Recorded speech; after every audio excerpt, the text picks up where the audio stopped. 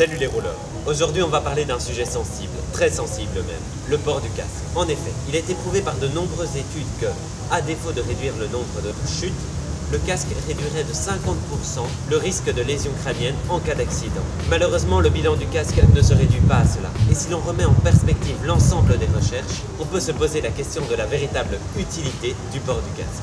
Commençons par dissiper tout malentendu. Le port du casque est utile.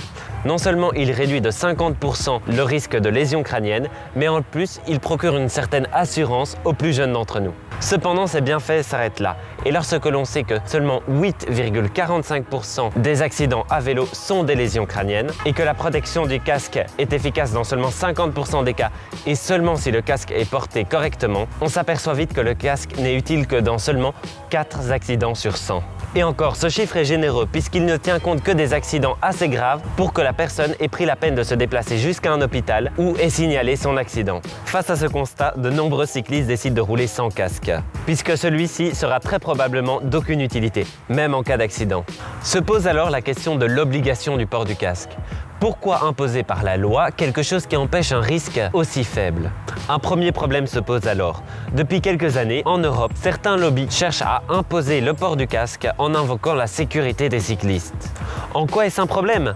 Tout simplement parce que ces lobbies, en plus d'avoir des affinités avec certains producteurs de casques, sont souvent liés à de grands producteurs automobiles et sont donc soupçonnés de vouloir décourager l'utilisation du vélo par la contrainte matérielle ou le sentiment d'insécurité que peuvent véhiculer le port du casque. Il faut donc traiter cette question du port du casque avec prudence, en portant une attention particulière aux sources. On vous encourage d'ailleurs vivement à faire des recherches de votre côté et nous laisser votre avis en commentaire. De notre côté, nous avons conclu que l'obligation du port du casque n'est pas pertinente et que d'autres solutions bien plus adaptées pourraient être mises en place. Par exemple, la généralisation des zones 30 dans les agglomérations ou le développement de réseaux cyclables sont des mesures aux impacts bien plus conséquents.